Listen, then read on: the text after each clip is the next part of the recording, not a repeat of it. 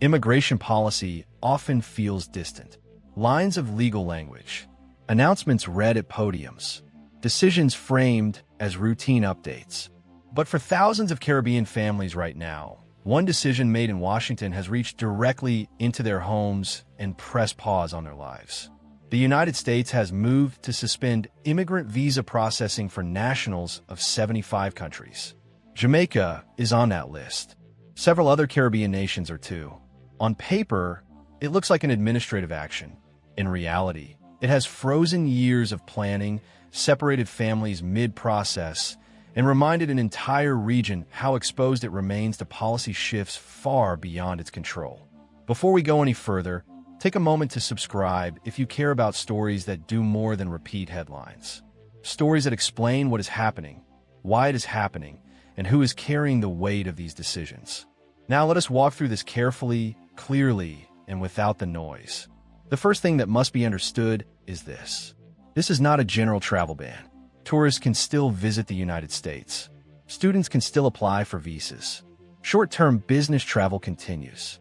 What has been suspended are immigrant visas, and that distinction is critical. Immigrant visas are not about short stays. They're the legal pathway to permanent life in the United States. They include family-based visas that allow spouses, children, parents, and siblings to reunite. They include employment-based green cards for people who already have confirmed job offers. They are how people move from uncertainty to stability, from separation to permanence. For Jamaicans and other Caribbean nationals already deep into this process, that distinction offers very little comfort. Interviews that were scheduled have been paused. Documents that were submitted are now sitting untouched.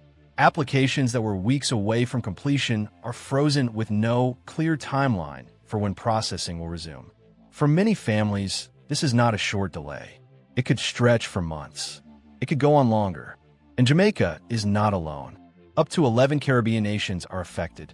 Countries such as Barbados, the Bahamas, and Grenada are included. Others in the region, including Trinidad and Tobago and Guyana, are not. That uneven inclusion has raised serious questions across the Caribbean. Why some countries and not others? What criteria were used? And why are nations with similar migration patterns being treated differently? When policies are applied unevenly, they naturally create speculation, frustration, and a deep sense of vulnerability, especially in small states that rely on predictable migration channels. The official explanation from the United States government centers on what is known as the public charge rule. Under U.S. immigration law, consular officers can deny an immigrant visa if they believe the applicant is likely to depend on government assistance after arriving in the country. This concept is not new. Variations of the public charge rule have existed for decades. On paper, the logic is straightforward. Immigrants should be financially self-sufficient. They should be able to support themselves and not place strain on public systems. What makes this moment different is not the rule itself, but how it is being applied. Instead of tightening screening on a case-by-case basis, the United States has chosen to halt processing across dozens of countries at once. Entire national populations are being paused regardless of individual circumstances. This is where much of the criticism is coming from. Immigration systems are designed to evaluate people, not passports. Someone with a strong job offer, savings, and family support in the United States is now being treated the same as someone without those advantages, simply because of nationality. The script frames this as a shift away from individual assessment toward collective restriction. From a systems perspective, this is a blunt instrument. It is administratively simple, but socially expensive. And those costs are not abstract. Immigrant visas are not just documents. They are the mechanism by which families reunite.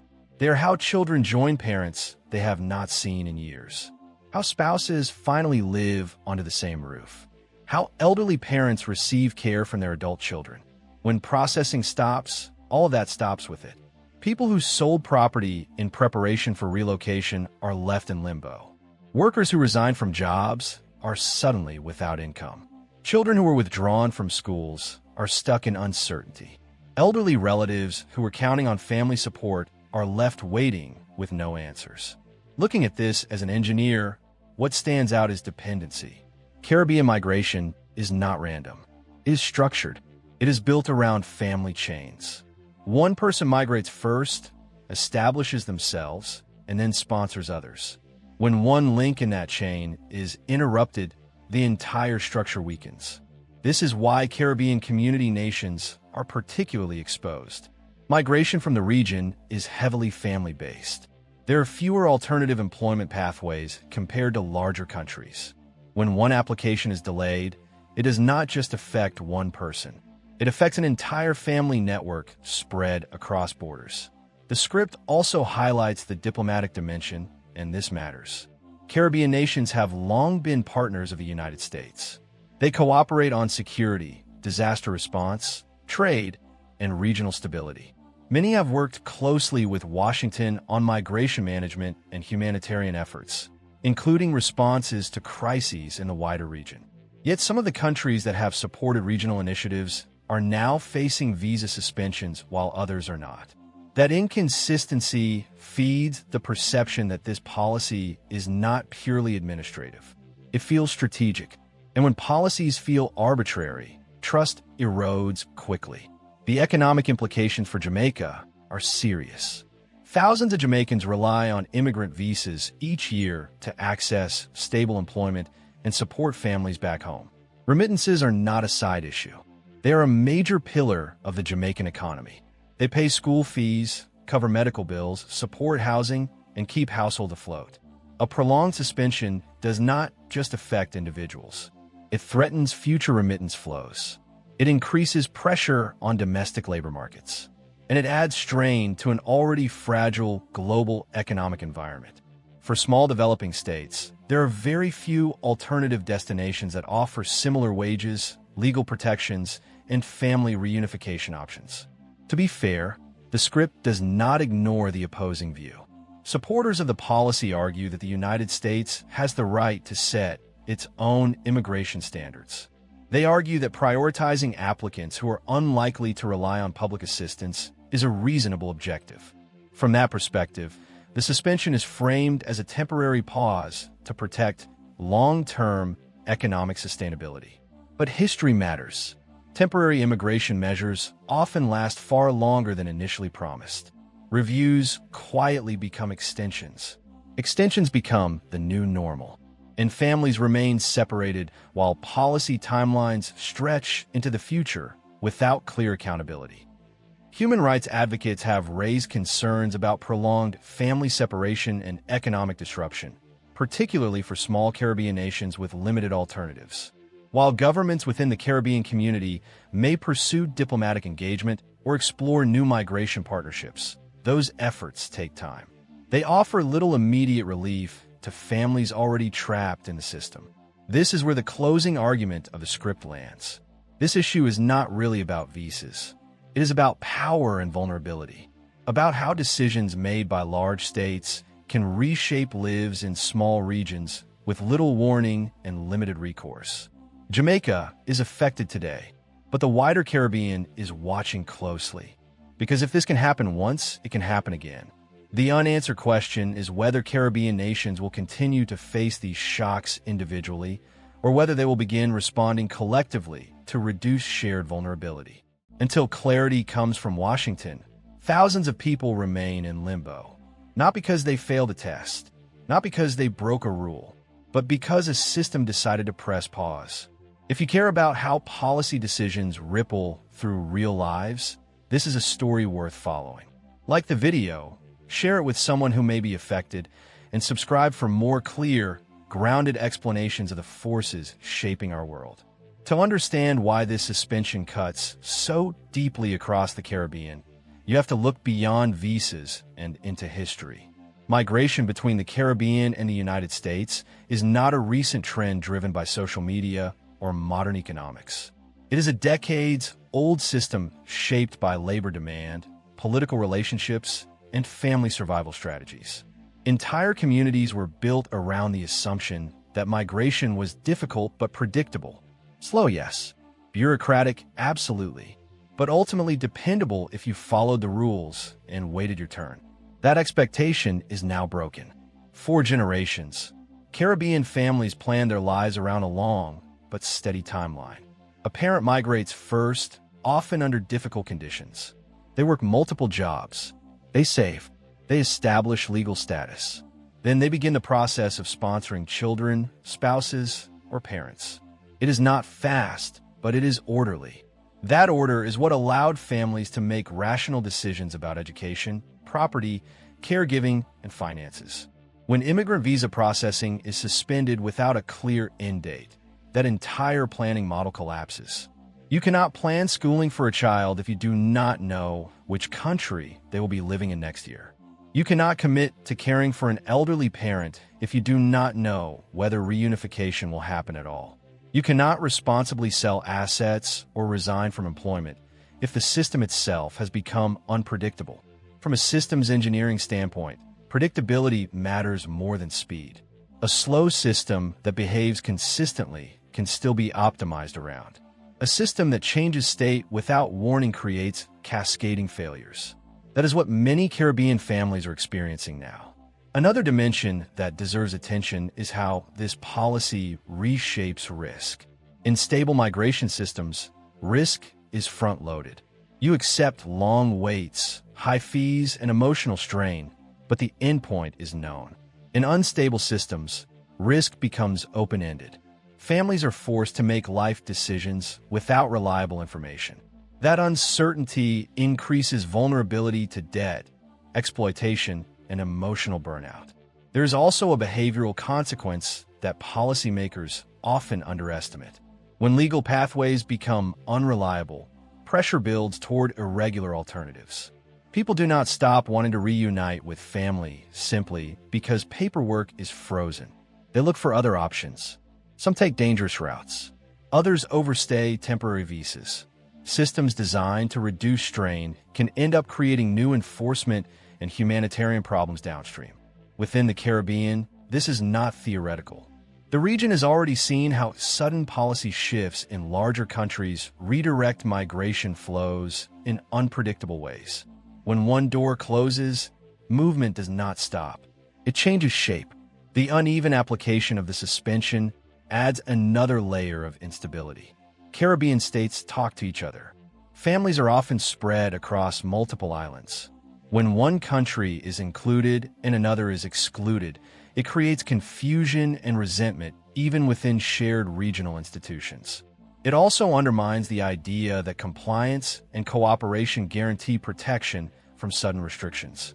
From a governance perspective, this creates a trust deficit. Small states cooperate with large partners under the assumption that engagement reduces risk. When policies appear inconsistent, that assumption weakens. Governments are left explaining decisions they did not make to citizens who bear the consequences. The role of remittances cannot be overstated here. For Jamaica and many neighboring states, remittances are not supplementary income. They are structural. They stabilize households. They support consumption. They reduce pressure on public welfare systems. When migration pathways are disrupted, remittance growth slows not immediately, but inevitably. The pipeline of future earners is choked upstream. This matters because remittance-dependent economies are highly sensitive to external shocks. A pause in future migration today becomes an economic stressor 2 or 3 years down the line. That lag makes it easy to underestimate the long-term cost of short-term policy decisions. There's also a generational dimension. Many of the people affected by this suspension are not first-time migrants. They are children aging out of dependency categories. They are spouses who waited years for priority dates to become current. They are parents who delayed retirement plans in anticipation of family reunification. When those timelines are disrupted, the consequences compound with age. A child who turns 21 during a suspension can lose eligibility under certain visa categories. An elderly parent may face declining health while waiting indefinitely. These are irreversible outcomes. You cannot simply resume processing and restore what was lost during the pause. Supporters of the policy argue that such cases are unfortunate but necessary to protect broader national interests. From a policy design standpoint, that argument only holds if the intervention is targeted and proportional. Blanket suspensions fail that test. They trade precision for administrative convenience. A more robust approach would involve tightening financial sponsorship requirements, increasing scrutiny where risk indicators are present, and accelerating processing for low-risk applicants. Those tools already exist within immigration systems. Choosing not to use them signals that the objective is not refinement, but reduction. This distinction matters because it shapes how affected communities interpret intent. When people believe a system is trying to improve, they endure hardship with more patience. When they believe a system is trying to exclude, trust evaporates quickly. The Caribbean response so far has been cautious. Diplomatic channels remain open. Statements are measured. No government wants to escalate tensions with a major partner. But silence also has a cost. It reinforces the idea that small states must absorb shocks quietly. The larger question is whether this moment becomes a turning point.